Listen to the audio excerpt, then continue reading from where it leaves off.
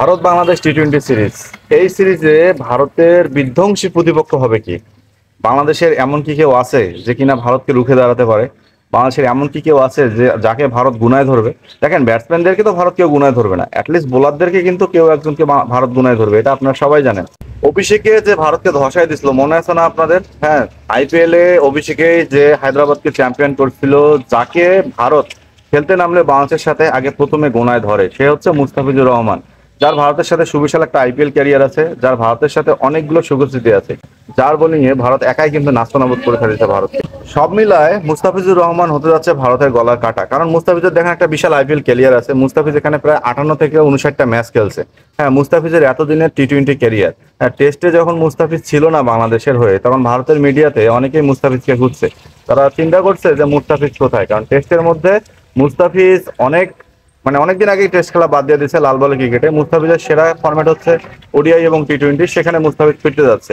আমরা টেস্ট ক্রিকেটে বাংলাদেশ দল যখন অনুশীলনে ছিল, তখন ভারতীয় মিডিয়া সাংবাদিকরা খুঁজতেছিল মুস্তাফিজ কোথায়। যেমনটা এখন টি-20 যখন বাংলাদেশ অনুশীলনে, তখন খুঁজতেছে সাকিব আল হাসান কোথায়।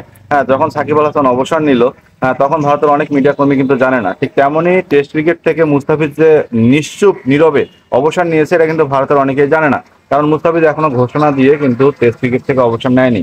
তো সে কারণে মুস্তাফিজকে কিন্তু ভারতের মিডিয়ার অনেকেই খুঁজতেছিল। তো টি-20তে মুস্তাফিজকে দেখে ভারতীয় মিডিয়ার অনেক সংবাদকর্মী থেকে শুরু করে ভারতের যারা মুস্তাফিজ ভক্ত আছে, তারা কিন্তু একটু প্রাণ ফিরে পাইছে।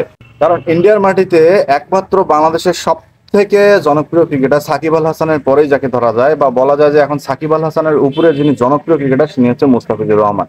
তো এই মুস্তাফিজুর রহমান কিন্তু ভারতের গলার কাটা হতে পারে যদি মুস্তাফিজুর রহমানের দিনটা হয়, এবং মুস্তাফিজুর রহমান যদি উইকেটে একটু হেল্প পেয়ে থাকে, তাহলে বিশ্বের যে কোনো বাঘা বাঘা ব্যাটসম্যান কিন্তু শেষ, এবং বিশ্বের যে কোনো বড় বড় দল কিন্তু শেষ। এটা সবাই জানে, এবং এই কারণেই বাংলাদেশের হয়ে মুস্তাফিজুর রহমান একমাত্র কঠিন প্রতিপক্ষ হচ্ছে ভারতের, এবং সেটা ভারত খুব ভালো করেই জানে। এবং ইন্ডিয়া সেই মুস্তাফিজুর রহমানকে গুনেই কিন্তু মাঠে নামবে।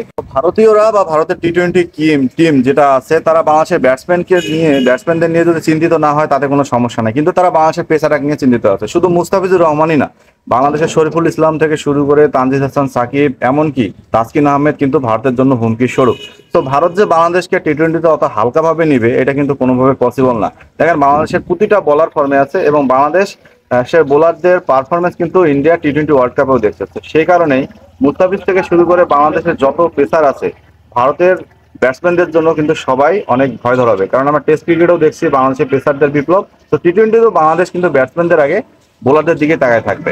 সব মিলায় বাংলাদেশ দলকে ইন্ডিয়া কোনোভাবেই হালকাভাবে নেবে না, কারণ বাংলাদেশের বোলাররা যদি জ্বলে ওঠে, তাহলে ব্যাটসম্যানরাও জ্বলে ওঠে, এটা স্বাভাবিক। সো রানাউটে যারা দেখছেন, অবশ্যই সাবস্ক্রাইব করতে ভুলবেন না।